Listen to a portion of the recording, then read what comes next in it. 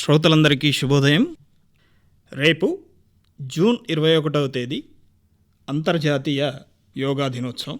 ఈ యోగా దినోత్సవాన్ని ఎక్కడ జరుపుకోబోతున్నాం, ఏ సమయానికి జరుపుకోబోతున్నాం అనే విషయాల్ని మనకు అందించడానికి ఆయుష్ శాఖ జిల్లా ఇన్ఛార్జ్ మరియు అంతర్జాతీయ యోగా దినోత్సవ నోడల్ ఆఫీసర్ అయినటువంటి డాక్టర్ గంగాదాస్ గారు మన ఆకాశవాణి స్టూడియోలో ఉన్నారు. వారిని అడిగి యోగా దినోత్సవ వివరాల్ని మనం ఇప్పుడు తెలుసుకుందాం. సార్ నమస్కారం. సార్ నమస్కారం సార్. ఈ అంతర్జాతీయ యోగా దినోత్సవాన్ని ఎలా జరుపుకోబోతున్నాం అనే విషయాల్ని మా శ్రోతలకు కొద్దిగా వివరిస్తారా? ముందుగా శ్రోతలందరికీ కూడా 12వ అంతర్జాతీయ యోగా దినోత్సవ సందర్భం పురస్కరించుకొని శుభాకాంక్షలు తెలియజేస్తున్నాను. ముఖ్యంగా మనము ఈసారి జరుపుకోబోయే అంతర్జాతీయ యోగా దినోత్సవ ప్రాముఖ్యతను తెలియజేసుకుందాము. ఇప్పటికీ కూడా ఇంకా మనము యోగా పైన కానీ ఇండియన్ సిస్టమ్ ఆఫ్ మెడిసిన్స్ పైన కానీ అవగాహన పెంపొందించుకొని ముఖ్యంగా ఆరోగ్య పరిరక్షణ, ఆరోగ్య సంరక్షణ, prevention is always better than cure అనే బేసిక్ ప్రిన్సిపల్ని అడహర్గా ఉండనీకి చెప్పబడ్డాయే యోగా అండ్ ఆయుర్వేద. రోగం వచ్చిన తర్వాత చికిత్స చేసుకోవడానికంటే ముందు రోగం రాకుండా చూసుకోవలసిన జాగ్రత్తల గురించే ఎక్కువ చెప్పబడిన శాస్త్రం ఆయుర్వేద అండ్ యోగ శాస్త్రం. స్వాస్థ్యస్య స్వాస్థ్య రక్షణం, ఆతురస్య రోగ ప్రశమనం. బేసిక్ ప్రిన్సిపల్ ఏంటంటే స్వాస్థ్యుడు ఎవరంటే హెల్దీ పర్సన్. ముందు హెల్దీగా ఉన్నవాడి యొక్క ఆరోగ్యాన్ని రక్షించడం అనేది స్వాస్థ్యస్య స్వాస్థ్య రక్షణం. ఇది ఫస్ట్ ప్రిన్సిపల్గా తీసుకొని ఆతురస్య రోగ ప్రశమనం. తర్వాత ఎవరికైతే రోగం వచ్చిందో చికిత్స అనేది ఇట్స్ సెకండరీ పార్ట్. సో ఎప్పుడైతే మనం స్వాస్థ్యుడు స్వస్థంగా ఉండడం అనేది నిర్వహించుకోవాలనుకున్నప్పుడు ఏంటంటే అసలు స్వస్థుడు ఎవరు, ఎవరిని స్వస్థుడు అంటాము? దీనికి ఒక మంచి నిర్వచనం మనం ఆయుర్వేదంలో చెప్పబడింది. సమదోష సమగ్నిశ్చ సమధాతు మలక్రియ ప్రసన్న ఆత్మ ఇంద్రియ మనః స్వస్థమిత్యభిధీయతే. సమదోషాలు శరీరంలో ఉన్నటువంటి వాత పిత్త కఫాలు త్రిదోషాలు ఇవి సమంగా సమస్థితిలో ఉన్నప్పుడే ఆరోగ్యం పరిరక్షించబడుతుంది. ఇవి విషమత్వం చెందడం, వాత ప్రకోపం పిత్త ప్రకోపం ప్రకోపించినా క్షీణించిన రెండుటి వలన కూడా వ్యాధులు జనిస్తున్నాయి. త్రిదోషాలు సమంగా ఉండడం, సమగ్నిశ్చ సమధాతు సప్తధాతువులు చెప్పబడ్డాయి. రస రక్త మాంసమేదో అస్థి మజ్జ శుక్రాలు. సో ఈ సప్తధాతువులు బ్యాలెన్స్డ్ సమస్థితిలో అంటే బ్యాలెన్స్డ్ స్టేట్. ఫర్ ఎగ్జాంపుల్ చిన్న రక్తధాతు తీసుకుందాం. రక్తధాతు క్షీణించింది అంటే వీఆర్ గెటింగ్ పాండురోగం. పాండురోగం అంటే ఇది ఎనీమియా, రక్త క్షీణత. అందుకే ఈ క్షీణావస్థ ధాతువులు కూడా సమస్థితిలో ఉండాలి. మాంసధాతు, మేధోధాతు. ఇప్పుడు మేధోధాతు చూసుకున్నప్పుడు మేధోధాతు అతివృద్ధి వలన కలుగుతున్నటువంటి రోగాలు స్థౌల్యం, ఉబకాయం, fattiness, obesity. So this is heaviness. So దాన్ని సమస్థితిలో ఉంచుకోవాలి. కమ్ టు ద అస్థిధాతు. ఇప్పుడున్న అనేకమైన కీళ్ళ నొప్పులు ఇవన్నిటికీ కూడా జాయింట్ డిజార్డర్స్, మస్కులోస్కెలిటల్ డిజార్డర్స్కి అస్థిధాతు క్షయం, ఆస్టియోపోరోసిస్, ఆస్టియోపీనియా. అస్థిధాతు క్షయం అంటే క్షీణించిన అతివృద్ధి చెందుకున్న దాన్ని ఇటువంటి ధాతువులు. నెక్స్ట్ సమగ్నిశ్చ. అగ్ని అన్నప్పుడు జఠరాగ్ని, దాంతోపాటు ధాత్వాగ్నులు. ముందు చెప్పాము సప్త ధాతువులు. ఒక్కొక్క ధాతువు వృద్ధి పొందడానికి, ధాతువు పరిపక్వత చెందడానికి ఫార్మేషన్ ఆఫ్ ది ధాతుస్కు అక్కడ ధాత్వాగ్ని ఉపయోగపడుతుంది. అంటే మనం తీసుకున్న ఆహారం జీర్ణం చెంది రసంగా ఏర్పడుతుంది. ఆ రసం నుంచి రక్తధాతు, రక్తధాతు నుంచి మాంసధాతు, మాంసధాతు మేధోధాతు, మేధోధాతు నుంచి అస్థిధాతు. ఈ విధంగా సప్తధాతువులు ఒక్కొక్క ధాతు పరిణామ క్రమం లోపల అక్కడ ధాత్వాగ్ని పనిచేస్తుంది. It is called as a metabolism. You can take a micro metabolism, cellular level metabolism. We have got very knowledge about our ancient saints. కాబట్టి ఒక్కొక్క ధాతువు పరిణామ క్రమంలో అబ్స్ట్రాకిల్స్, ఎందుకంటే ఈ ధాత్వాగ్ని సరిగా పనిచేయకపోవడం వల్ల ఆ ధాతు క్షీణించడం లేదా ఆ ధాతు అతివృద్ధి చెందడం. అక్కడ శ్రోతస్ అవరోధం వలన కానీ, శ్రోత అవరోధం అంటే ఈ ధాతు అక్కడ మందాగ్ని వలన శ్రోతస్ల అవరోధాలు కలగడము, వీటి వలన ధాతు యొక్క క్షయము వృద్ధి జరుగుతున్నాయి.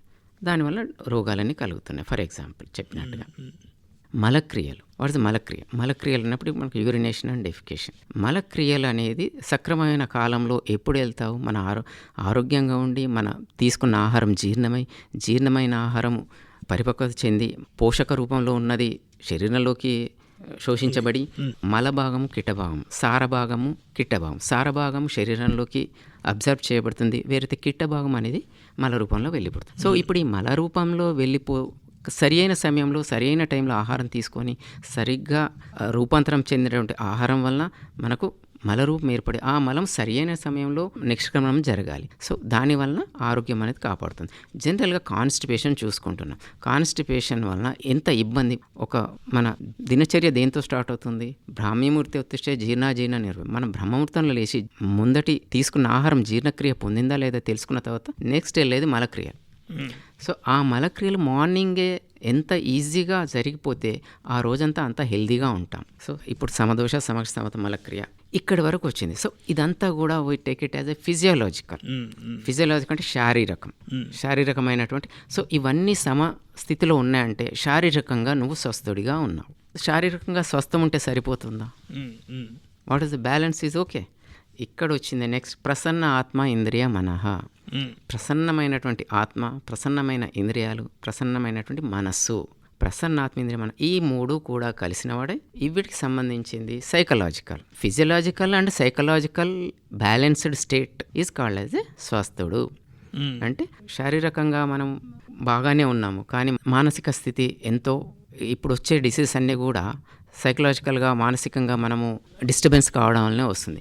సో ఆ మానసిక సమస్థితిని పొందడానికి మనకి ఇక్కడ ముఖ్యంగా ఉపయోగపడుతుంది యోగా. యోగా బేసిక్ ప్రిన్సిపల్ వచ్చినప్పుడే చెప్తుంది ఏంటంటే యోగా చిత్తవృత్తి నిరోధ.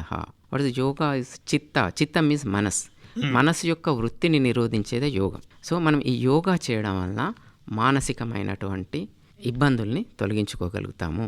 ఎలా తొలగించుకోగలుగుతామంటే మనం యోగా డీటెయిల్గా వెళ్ళినప్పుడు ఏంటంటే మనకు అష్టాంగ యోగాలు చెప్పబడాయి. అష్టాంగ యోగాలు ఆసన, ప్రాణాయామ, ధ్యాన, ధారణ, సమాధి, ఈ విధంగా అష్టాంగ యోగాల్లో ఫస్ట్ ఆసనాలు చెప్పినప్పుడు యమ నియమ ఆసన, ప్రాణాయామ, ప్రత్యాహార, ధ్యాన, ధారణ, సమాధి. సో యమ నియమాలు అంటే మనం డైలీ మనం ఎటువంటి ప్రిన్సిపల్స్కి అడహర్గా ఉండాలి. ఆసనాల గురించి మనం కొంచెం చర్చించుకో. ఇప్పుడు ఆసనాలు అంటే ప్రతి ఒక్క వ్యాధికి ప్రతి ఒక్క రకమైన ఆసనం చెప్పబడింది. రాకుండా ఉండడానికి వచ్చిన తర్వాత ఈ ఆసనాలు వేసుకోవడం వల్ల రోగమే రాకుండా ఉంటుంది. కాబట్టి ఇక్కడ ఆసనాలు అనేది యువర్ ఫిజికల్గా మీరు ఫిట్నెస్ ఉండడానికి ఆసనాలు. ఒక వాకింగ్ చేస్తున్నారు, వాక్ ఒక వాక్తో కలుగుతున్నాయా? ఆసనాలతో వచ్చేది వాక్తో వస్తుందా? సో వాక్తో వచ్చే ప్రయోజనాలు వాక్తో వస్తుంది, బట్ ఆసనాలతో వచ్చేటి అంతకంటే ఎక్కువ ప్రయోజనాలు. సో మీరు వాక్ మీద ఎంత దృష్టి పెడుతున్నారో మినిమం ఆసనాలపైన కూడా అంతకంటే ఎక్కువ దృష్టి పెట్టండి. సో ఒక్కొక్క ఆసనం ఒక్కొక్క ఆర్గాన్ని స్టిమ్యులేట్ చేస్తుంది, ఒక్కొక్క ఆర్గాన్ యొక్క ఫంక్షన్ని బ్యాలెన్స్ చేస్తుంది. Not only stimulation, we call it is a balanced state.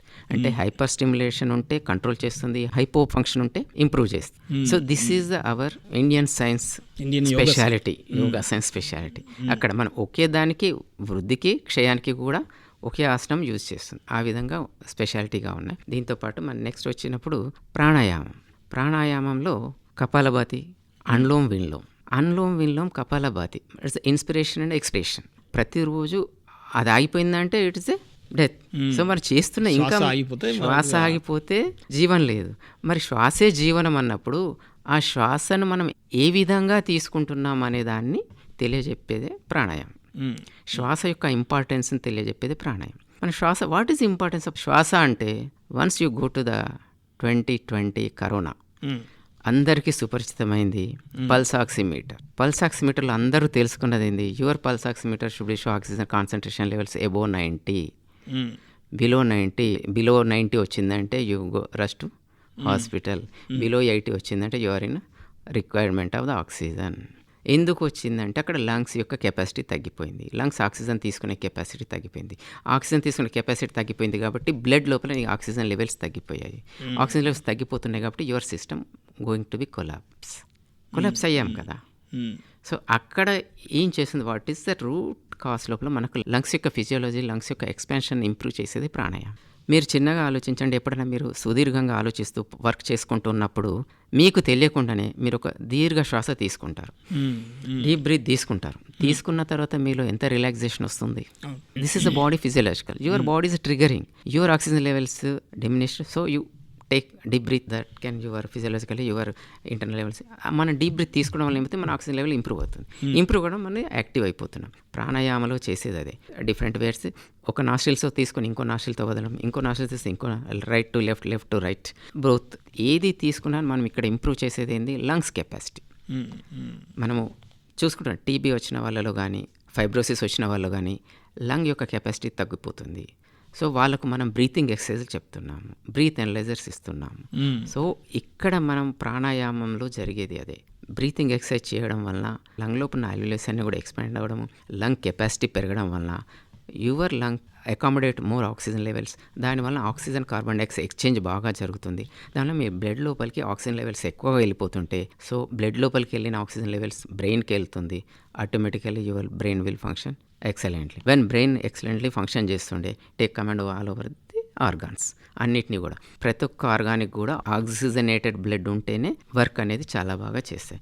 So కాబట్టి ప్రాణాయామం అనేది ఇక్కడ ఇంత డీటెయిల్గా మనం అర్థం చేసుకోవచ్చు. That is the importance of pranayama. So మనం యోగాసనకి వెళ్ళినప్పుడు సిస్టమేటిక్గా ప్రాణాయామ ఎక్సర్సైజ్ నేర్చుకొని ప్రాణాయామం చేయడం వల్ల కలిగే ఉపయోగాలు. So next point is a ధ్యానం, is a meditation. So what is importance of meditation, ధ్యానం గురించి వెళ్ళినప్పుడు ఇప్పుడు ఈరోజు ఎంత స్పీడీ లైఫ్ అంటే ఇప్పుడు మనము జెట్ స్పీడ్లో వెళ్తున్నామని చెప్పుకోవచ్చు. ఎవ్రీబడీస్ లైఫ్లో దిర్ ఇస్ నో రెస్ట్. దానివల్ల ఎక్కువగా ఎగ్జాస్ట్ అవుతున్నది your brain, your mind. So దాంతోనే ఇప్పుడు వస్తున్న మెయిన్ కంప్లైంట్ ఏం చెప్తున్నాము, sleeplessness, psychological disturbances, ఎగ్జర్షన్స్, excitements, depressions, anxieties. So ఇదంతా మానసిక ఒత్తులు. ఈ మానసిక ఒత్తిడి బయటపడాలి, మానసికంగా ఒత్తిడిని భరించి యువర్ మైండ్ హ్యాస్ గట్ ఎంతో కెపాసిటీ ఉంది మీ యొక్క మానసిక ఒత్తిడిని తట్టుకునేదని. దాన్ని ట్రైన్ చేయట్లేదు, దానికి ఆ కెపాసిటీ నుంచి ఇంకా పెంచుకోవట్లేదు. మీ మెమరీ సరిపోకపోతే మీరు మెమరీ ఫోన్లో పెంచుకుంటున్నారు, బట్ మీ బ్రెయిన్ కెపాసిటీని పెంచుకోవట్లేదు. మనకు ఉన్న బ్రెయిన్లో మనం యూజ్ చేసిన వెరీ లిటిల్ యూజ్ చేస్తున్నాం, ఇంకా చాలా స్పేస్ ఉంది, యూజ్ చేసుకున్న చాలా మెమరీ ఉంది. Everything can be controlled by your brain. So ఇక్కడ వచ్చినప్పుడు ధ్యాన వలన ఏంటంటే మన యొక్క మైండ్ని మనం కంట్రోల్ చేసుకోగలుగుతాం. మన యొక్క మానసిక రుగ్మతలను, మానసిక పర్వర్షన్స్, సైకలాజికల్ పర్వర్షన్స్ని, మానసిక దోషాలు కూడా ఉన్నాయి. శారీరక దోషాలు చెప్పాం, 3 దోషాలు.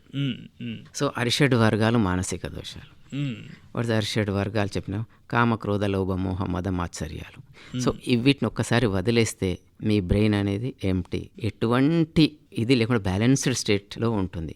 సో కాబట్టి మీరు వీటిని వదిలేయాలంటే సాధన చేయాలి. సాధన ఎలా చేస్తారు, ఒక్క రోజులో కరిగేది. మీ మైండ్ కాన్సన్ట్రేషన్ అనేది ఒక్క రోజులో రాదు, ఒక నిమిషంలో ఉండదు. You cannot concentrate your mind even 1 minute on 1 point. So దానికోసము ధ్యానం నేర్చుకోవడం వల్ల, మైండ్ కంట్రోల్ చేసుకోవడం వల్ల ఇప్పుడున్న ఒత్తిడిని నివారించవచ్చు, అరిషడ్ వర్గాల నుంచి మనము దూరం పోవచ్చు. దానివల్ల బెస్ట్ లైఫ్ సైకలాజికల్గా అండ్ ఫిజికల్గా బ్యాలెన్స్డ్ లైఫ్ను మనం లీడ్ చేయవచ్చు. దానివల్ల ఆరోగ్య స్థితిని పొందవచ్చు, దాని ద్వారా ఆయుష్ పెంచుకోవచ్చు. యోగా యొక్క విశిష్టతను మరియు యోగా యొక్క అవసరాన్ని మా శ్రోతలకు తెలియజేస్తారు. మరి అట్లాగే అంతర్జాతీయ యోగా దినోత్సవం యొక్క విశిష్టతను, మరి అట్లాగే అంతర్జాతీయ యోగా దినోత్సవం నేపథ్యాన్ని మనం ఈసారి ఈ 12వ అంతర్జాతీయ యోగా దినోత్సవాన్ని ఎక్కడ జరుపుకోబోతున్నాం అనే విషయాల్ని మా శ్రోతలకు తెలియజేస్తారు. ఇప్పటి వరకు మనము యోగా ప్రాముఖ్యత గురించి తెలుసుకున్నాం సార్. సో ఇప్పుడు మన శ్రోతలకి యోగాలో ప్రతి ఒక్కరూ ప్రతినిత్యము పాల్గొనడానికి సంవత్సరానికి ఒకసారైనా మనము అంతర్జాతీయ లెవెల్లో యోగా దినోత్సవం జరుపుకోవాలని 2014 లోపల ఐక్యరాజ్య సమితి లోపల మన ప్రధానమంత్రి మోడీ గారు రిజల్యూషన్ తీసుకొచ్చినప్పుడు 177 దేశాలు మద్దతు తెలిపేసి ఏకగ్రీవంగా అంగీకరించాయి. అంటే భారతదేశంకు ప్రపంచంలో ఒక అంతర్జాతీయ యోగా దినోత్సవాన్ని కలిగించిన ఘనత మన ప్రధానమంత్రి మోడీ గారికి వచ్చింది. అలాగే ప్రపంచమంతా భారతదేశాన్ని గుర్తింపుగా ఒక రోజును చేసుకుంటున్నాము, అది యోగా ద్వారా. ఈ యోగాను ఈ 10 సంవత్సరాల్లో, 1000 సంవత్సరాల నుంచి మనం ఎంత గుర్తించినో అంతకంటే ఎక్కువ ప్రపంచం గుర్తించింది. ఈరోజు ప్రపంచ దేశాలన్నీ కూడా యోగాలో పాల్గొంటున్నాయి, ఎంతో కృషి చేసుకుంటున్నారు. వాళ్ళకి ఇప్పుడు తెలిసి వచ్చింది ఏంటంటే యోగా ప్రాముఖ్యత. ఇన్ని రోజులు వాళ్ళు మనం అనుకుంటున్నాం వెస్ట్రన్ కంట్రీస్లో వాళ్ళు ఏదో బాగా ఉన్నారు, హ్యాపీగా ఉన్నారని, but they are suffering more than us. So కాబట్టి వాళ్లకు యోగా అనేది ఒక దివ్య ఆయుధంగా, దివ్య శక్తిగా దొరికింది. మెడిటేషన్ అనేది, ప్రాణాయామం అనేది మనకంటే దే ఆర్ కొంచెం స్టడీస్లో అడ్వాన్స్డ్ అన్నప్పుడు they are understood very well. ప్రాణాయామ గురించి, ధ్యానం గురించి ఈజీగా 10 yearsలో బాగా అండర్స్టాండ్ చేసుకున్నారు. So they are regularly practising. ఆన్లైన్లో వాళ్ళు తీసుకుంటున్నారు ప్రపంచం మొత్తం నుంచి, మన గురువుల, యోగ గురువుల నుండి. ఆన్లైన్లో తీసుకుంటున్నారు. అక్కడ ఉన్న వాళ్ళు కూడా ఎంతో ఇది చేస్తున్నారు. అక్కడ కూడా ఇన్స్టిట్యూషన్స్ డెవలప్ అవుతున్నాయి. అక్కడ వాళ్ళు కూడా ఎంతో ఇదిగా యోగాను పాటిస్తున్నారు. ఆసనాలతో పాటుగా మెయిన్గా వాళ్ళు ప్రాణాయామ మెడిటేషన్స్ పైన కాన్సన్ట్రేషన్ చేసి వాళ్ళ యొక్క సైకలాజికల్గా అండ్ బ్యాలెన్స్ స్టేట్ను ఇంప్రూవ్ చేసుకుంటున్నాం. సో ఈ నేపథ్యంలో మనము ఈరోజు రేపు 12వ అంతర్జాతీయ యోగా దినోత్సవాన్ని జరుపుకోబోతున్నందుకు సంతోషకరంగా ఉంది. మీతో పాటు రేపు పాలు పంచుకోవాలని, మీరందరూ కూడా యోగా దినోత్సవంలో పాల్గొనాలని కోరుకుంటున్నాము. మన 12వ అంతర్జాతీయ దినోత్సవంలో భాగంగా మేము మన 15th జూన్ రోజు యోగా వాక్ నిర్వహించాము అవేర్నెస్ కలిగించడానికి. అందులో మన యోగా సెషన్స్ అడిషనల్ కలెక్టర్ గారు జెండా ప్రారంభించి ప్రజల్లో దీనిపైన అవేర్నెస్ అవగాహన కల్పించడానికి మా వంతు ప్రయత్నంగా చేశాము. అలాగే ఆశా వర్కర్స్ ట్రైనింగ్, స్కూల్స్లలో ట్రైనింగ్స్ ఇస్తూ పొలిటికల్ లీడర్స్ కూడా ఇన్వాల్వ్ చేయడానికి మా ప్రయత్నంగా మేము చేసి ఈ 12వ అంతర్జాతీయ యోగా దినోత్సవం మన IDOC new collectorate integrated district offices complex మన కొత్త కలెక్టరేట్ భవనంలో దుబ్బా ప్రాంతంలో ఉన్నటువంటి కాలువ దగ్గర ఉన్న కొత్త భవనంలో ప్రాంగణంలో ఓపెన్ గ్రౌండ్లో మనం నిర్వహిస్తున్నాము. ఉదయము షార్ప్గా 6:45 AM 6:55 AMకు మనము స్టార్ట్ అవుతుంది. సో దీన్ని అందరూ కూడా 6:30 వరకు వచ్చేసి సామూహిక యోగా ప్రదర్శనలో పాల్గొనేసి ఒక ఉత్తేజాన్ని పొంది తర్వాత రోజు నుండి మీరు రెగ్యులర్గా ప్రాక్టీస్ చేసుకుంటూ వచ్చే సంవత్సరం వరకు మీరు పర్ఫెక్ట్ అయి మీ యొక్క మానసిక శారీరక ఆరోగ్య స్థితిని పెంపొందించి మీ హెల్త్ ఖర్చును తగ్గించుకొని ఇన్సూరెన్సులు లేకుండా చేసుకొని మీ ఆరోగ్యం మీ చేతుల్లో, డాక్టర్స్ చేతుల్లో కాదండి, మీ ఆరోగ్యం మీ చేతుల్లో ఉంచుకోండి. మీ ఆరోగ్యాన్ని మీరు కంట్రోల్ చేసుకోండి.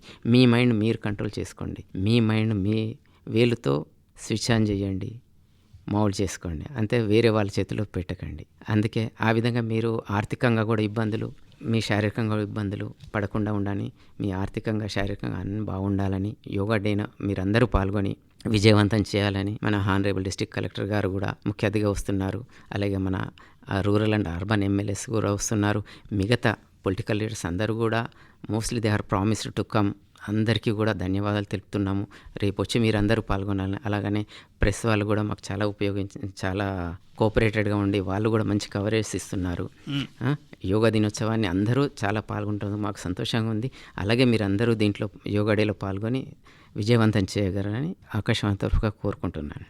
యోగా డేలో పాల్గొనే వాళ్ళు తెచ్చుకునే వస్తువులు ఏమన్నా ఉన్నాయా? యోగా డేలో పాల్గొనే వీలైతే మీరు యోగా మ్యాట్ తెచ్చుకోండి. ఎందుకంటే it's a huge ground, it's grass ఉంది, చాలా బాగుంది. తెచ్చుకోకుండా నడుస్తుంది, తెచ్చుకుంటే బాగుంటుంది.